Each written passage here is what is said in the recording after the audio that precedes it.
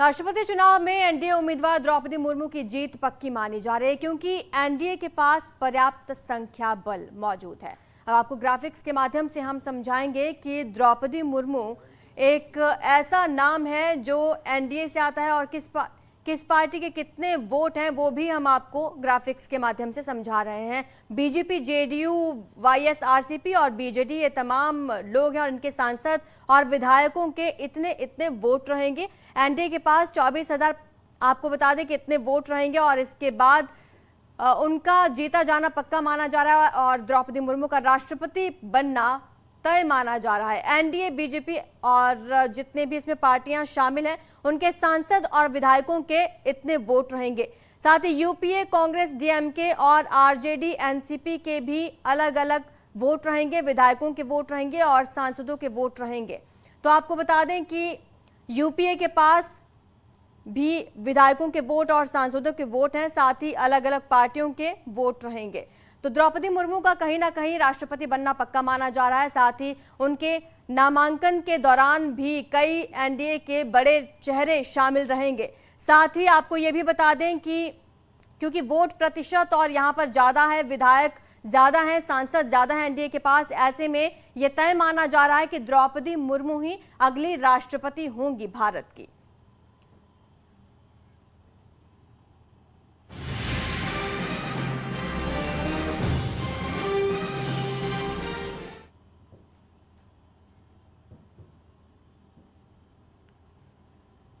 द्रौपदी मुर्मू के ऐसा नाम है जो संघर्षों का पर्याय है। जिंदगी ने कई बार उन पर दुखों का पहाड़ गिराया लेकिन वो नहीं टूटी। हादसों ने उन्हें तोड़ने की कोशिश की लेकिन वो जिंदगी के सफर में डटी रही। आइए देखते हैं पार्षद से मंत्री और फिर राज्यपाल और अब राष्ट्रपति पद की उम्मीदवार द्रौपदी मुर्मू की संघर्ष गाथा।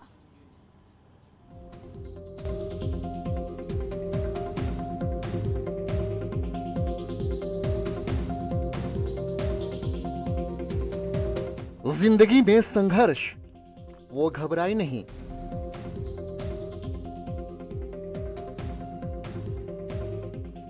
दुखों का पहाड़ गिरा, वो टूटी नहीं।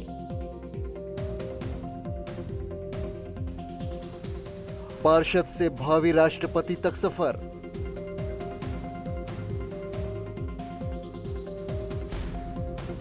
मंत्री राज्यपाल के बाद बनेंगी राष्ट्रपति। मुर्मू से सीखिए जीने का अंदाज।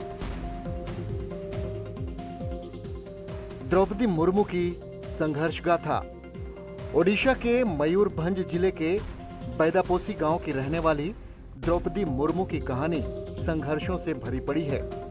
पार्षद से भावी राष्ट्रपति तक के सफर में मुर्मू ने कई पड़ाव देखे, लेकिन मजबूत दृढ़ संकल्प की वजह से उनके हौसले जिंदगी को नई धार दे रहे हैं। द्रौपदी मुर्मू का जन्म 20 जून 1958 को हुआ।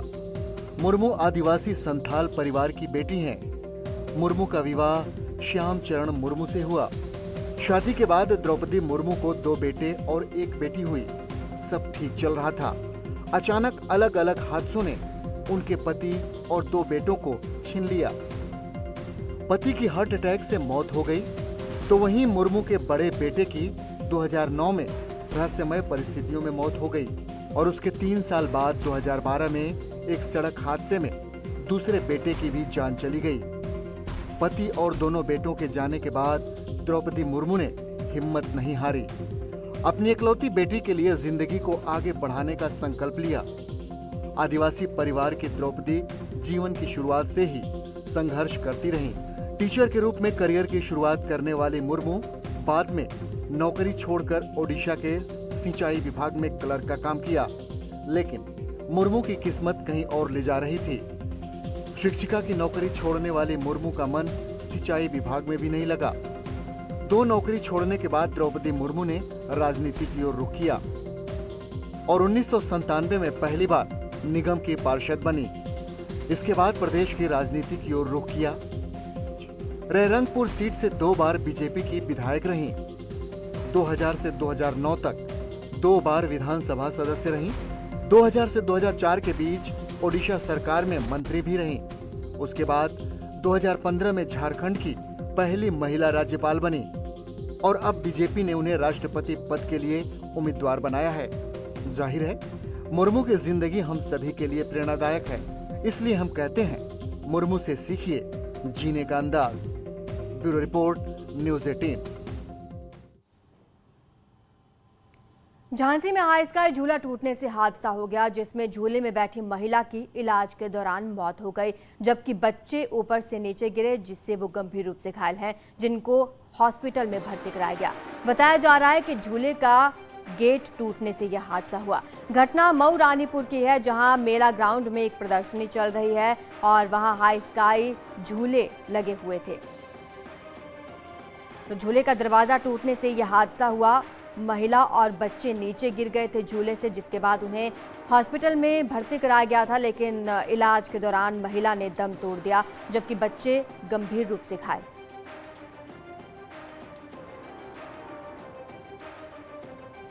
ज्यादा जानकारी हमारे संवाददाता अश्विनी मिश्रा हमें देंगे। अश्विनी, क्या जानकारी है? बच्चे की हालत कैसी बनी हुई है अब?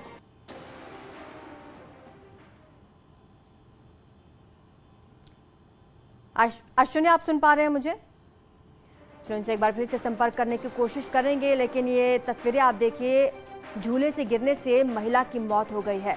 दरअसल एक प्रदर्शनी लगी थी और ग्राउंड में झूला लगा हुआ था, झूले से महिला और बच्चे नीचे गिर गए। इस हादसे के दौरान महिला नीचे गिरी और उन्हें अस्पताल में भर्ती कराया गया। इलाज के दौरान महिला ने दम तोड़ दिया है, जबकि बच्चे की हालत गंभीर बनी हुई है। झूले का दरवाजा टूटने से ये हादसा हुआ है। तस्वीरें झांसी से सामने आई। आपको बता दें कि झांसी के एक ग्राउंड में ये प्रदर्शनी चल रही थी, जहां पर ये झूला लगा हुआ था और महिला और बच्चे इस झूले में झूल रहे थे। गेट टूटने की वजह से महिला और बच्चे नीचे गिर गए। महिला ने इलाज के दौरान दम तोड़ दिया है, जबकि बच्चे की हालत गंभीर बताई जा रही है।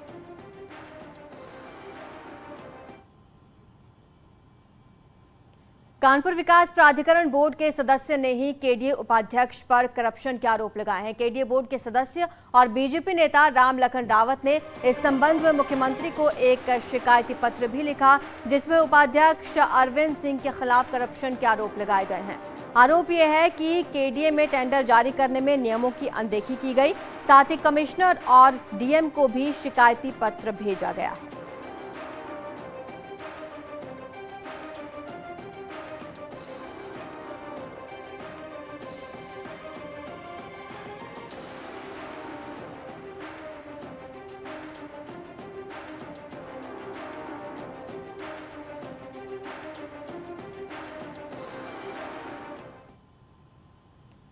जुमे की नमाज को लेकर मथुरा में पुलिस प्रशासन अलर्ट मोड पर है। श्री कृष्ण जन्म स्थान और शाही ईदगाह के पास डी गेट, भरतपुर गेट इलाके में पुलिस ने गश्त की, साथ ही लोगों से अमन चैन से रहने की अपील भी की गई। जुमे की नमाज को लेकर अलर्ट मोड पर है पुलिस और ये तमाम सुरक्षा व्यवस्था यहां पर की गई है।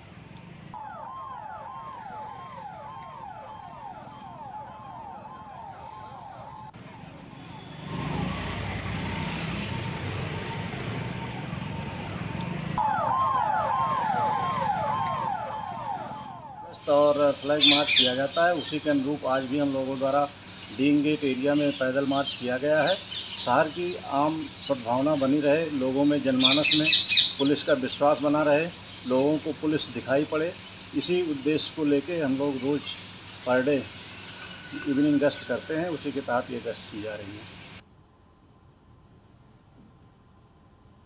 फिरोजाबाद में एक युवक से लूट का मामला सामने आया है। युवक फैक्ट्री में अपना काम खत्म कर घर लौट रहा था। इसी दौरान बदमाशों ने उससे तमंचे के दम पर मोबाइल लूट लिया। घटना टूंडला इलाके के फ्लाईओवर की है। हैरानी की बात यह है कि लुटेरे ऑटो ड्राइवर बनकर आए थे, जिनके ऑटो पर युवक बैठा हुआ था, जिसे सुनसान इलाके में बदमाशों ने लूटा और पुलिस अब पूरे इस मामले की जाँच कर रही है। औरैया में इंजीनियर के घर पर लाखों की चोरी का मामला सामने आया है। चोर घर के मेन दरवाजे का ताला तोड़कर घर के अंदर घुसे, जिसके बाद चोरों ने घर में रखे कीमती सामान पर हाथ साफ कर दिया। पड़ोसियों की सूचना पर पुलिस मौके पर पहुंची। पीड़ित परिवार के मुताबिक 5 लाख से ज्यादा की चोरी की गई है। घटना पंफूद इलाके दिव्यापुर के दयालपुर की बताई जा रही है। के अंदर दूसरे कमरे का भी लॉक तोड़ा। ग्रेटर नोएडा में भी चोरों का आतंक देखने को मिल रहा है। यहाँ के सूरजपुर इंडस्ट्री एरिया के सूरजपुर क्षेत्र में दिन दहाड़े एक चोर ने स्कूटी पर हाथ साफ कर दिया। चोरी की ये पूरी वारदात सीसीटीवी कैमरा में कैद हो गई।